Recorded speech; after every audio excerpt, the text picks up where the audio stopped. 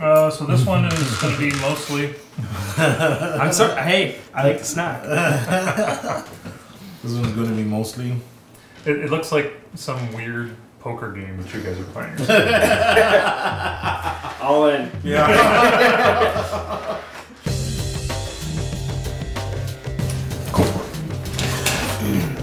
Thank you for joining us for episode 6 of the Pivot 613 webcast podcast. On the intertubes. On the intertubes and UFace. And FaceTube. The FaceTube.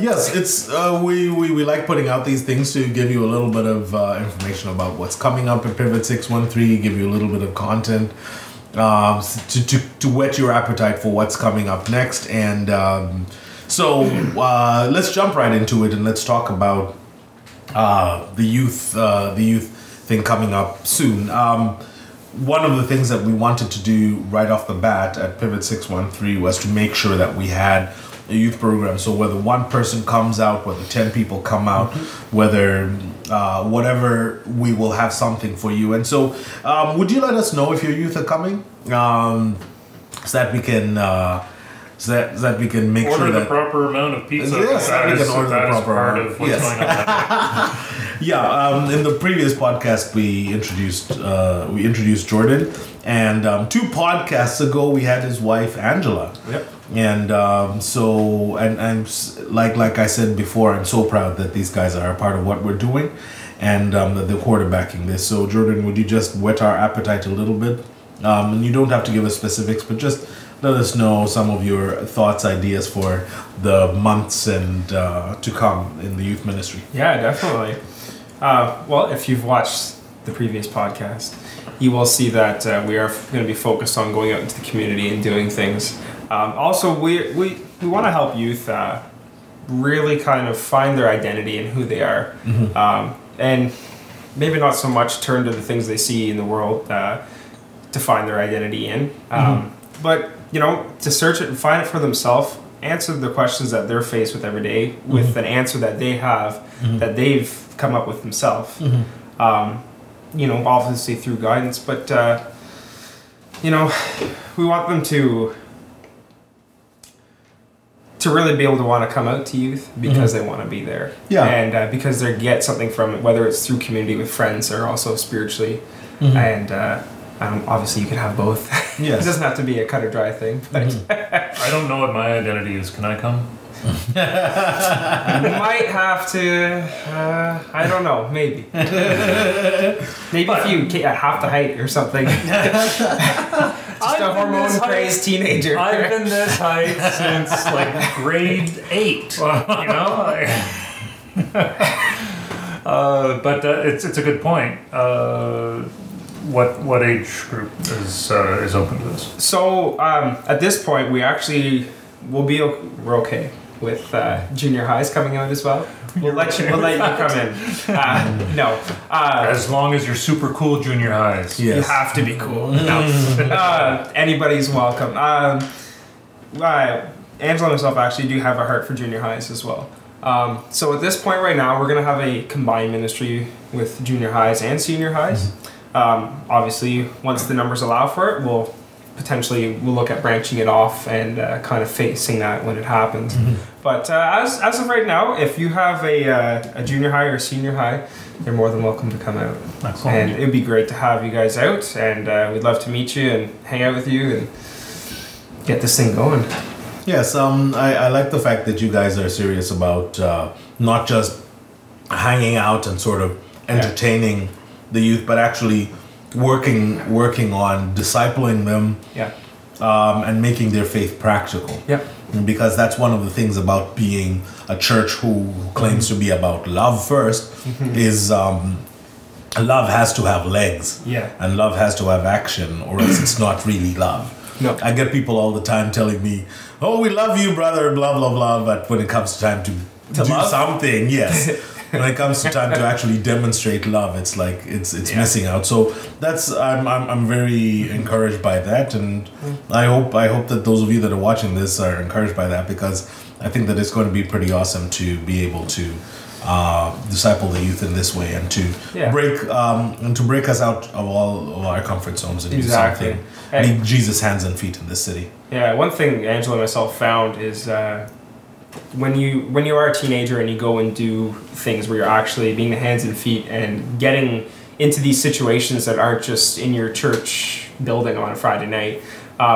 Like Angela and myself, we went on a missions trip to Los Angeles in 2006, I believe it was. And at that moment, I didn't really realize the change it had made in me. You know, whenever you go on a short-term missions trip or something like that, you come back from it on a high. Yes. You know, you're all like, okay, I'm going to change the world, you know, which is great. But after a while, it fades off. And what I found for myself is it actually had a long-term impact that I didn't even realize. Before then, I didn't have a heart at all for social justice, because I had never really experienced it tangibly.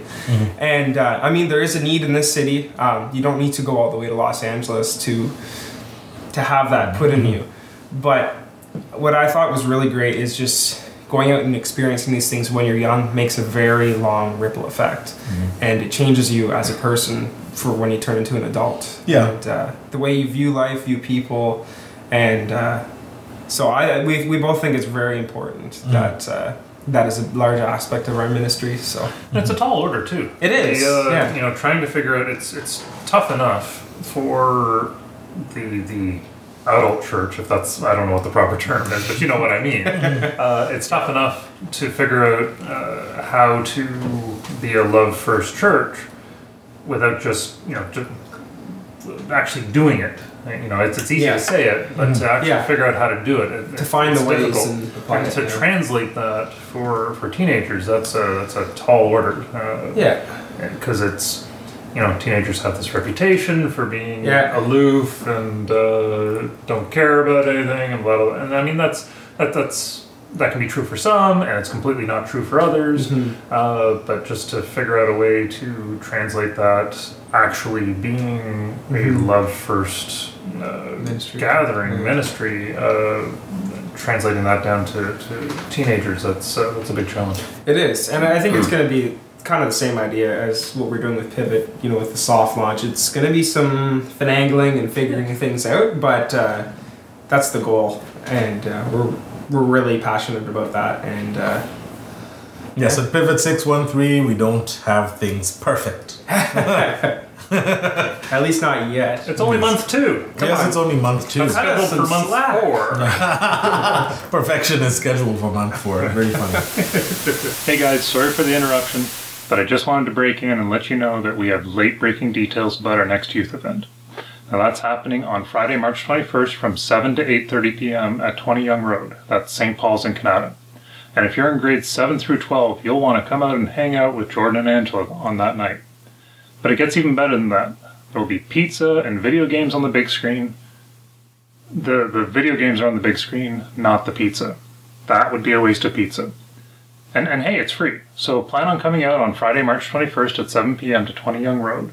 Should be a good time. Now, back to your regularly scheduled programming. Yeah, and so coming up in a few weeks as well. Well, for what we're doing with our weekly gatherings is our All In Sunday, March 23rd. Yes, March 23rd, and what the hope for the All In Sunday is that it will be a time when you can invite somebody that is investigating Christianity to join us, somebody that is even just investigating Pivot 613 to come and join us. And this is where we really dive into the crux of the issue. This March 23rd, what we'll be discussing is, can you really be free, or is it an illusion? And we're building. This month number 2 is going to be building on the theme of month number 1, where we're talking about being a fearless church. And part of being a fearless church is being free. We're a red pill church. We're talking about freedom. Can you really I be think free? it's a drinking game every time you say red pill. I know. We should have shots every time. And then March 30th is our at-home Sunday, and the plan is for us to meet in locations around the city, in homes around the city. It's a time for us to get to know one another better. One of the things that we've done a lot of thinking about, Pivot 613, is how do we make this a community, a true community, and not just a group of people that gather together on Sunday and don't really know or care about anybody regularly. And so the At Home Sunday is a chance for us to break out into smaller groups across the city. There'll be some discussion. There'll be a discussion igniter, and there'll be some discussion around the topic of breaking free of indoctrination. And we really would urge you to sign up online. There's a way to sign up, and once we know how many people are coming and from where they are in the city, then the follow-up information about the location comes out. And so please sign up online. Let us know when you're coming, and as well sign up for our newsletter.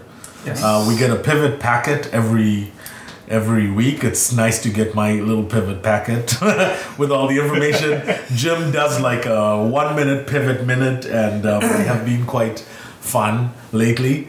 And yeah, so sign up online for either of those. And I don't think we're doing another jetpack one. We're not doing another jetpack one? No. That's okay. Oh, come on. No. That only works once. I mean, it was really tough on the budget to get that time travel stuff I working. know, yes. Yeah. We blew the budget on that one. That's right.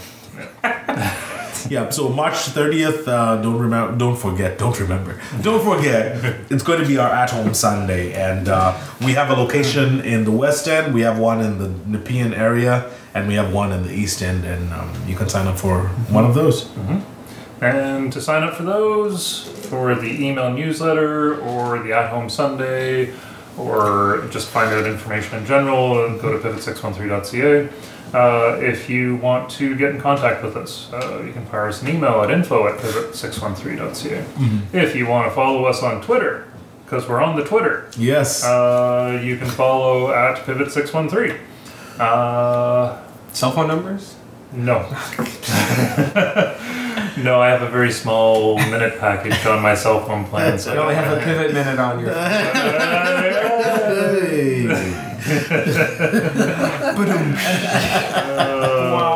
The drummer just gave himself a rim shot.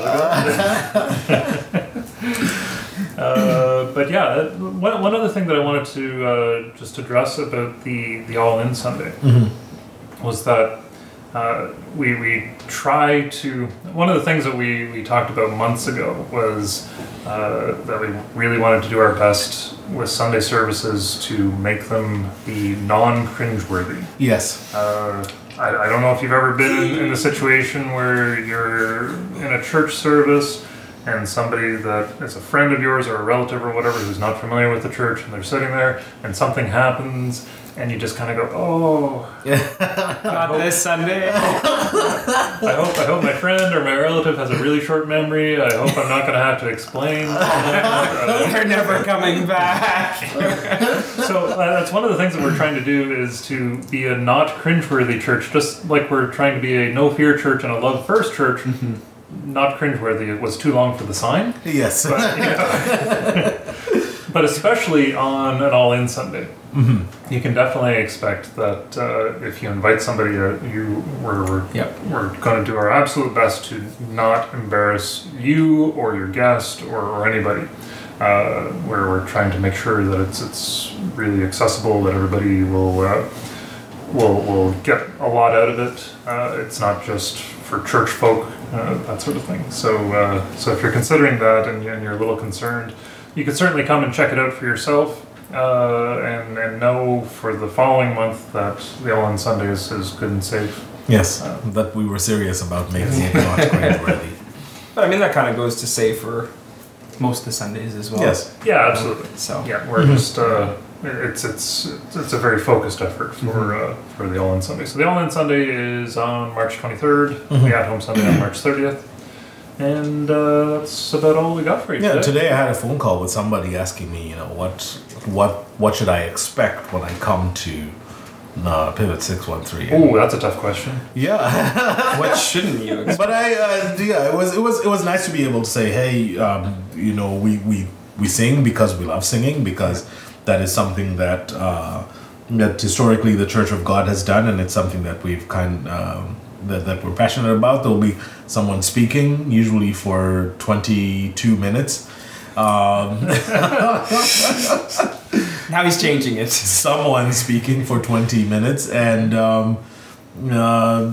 we just hang out and keep it very relaxed and very informal. Relaxed. Yeah, and that's one thing I actually am really proud of with Pivot. It's what we've had so far. It's been a really comfortable atmosphere, and I mean, it's relaxed. It doesn't feel like the moment's being rushed at all, but yet at the same time, you look at your phone when it's done, and oh, geez, that really wasn't long at all. So, and people don't run away afterwards. Huh? No, they like to come and socialize, which is good. Yeah. They like to talk. It's a great time of the day because because that spot between 3 and 4:30, 5 on Sundays, people aren't really doing anything. You've kind of already finished lunch. Yeah, you're not waking up. Yes. I've had my coffee. The NASCAR race is just in those dead middle laps. Don't get me started. I know. It's my one weakness with this. Yeah. We should stream the NASCAR race. That's picture on the screen. Yeah. There you go. Yes, we have some avid NASCAR fans at Pivot 613. Yes, there are some of us around. Who knew? Ding, ding, ding, ding, ding, ding. And I think that's about it for this edition of the Pivot 613 podcast. Excellent. Awesome. So we'll see you next time. Bye. See you.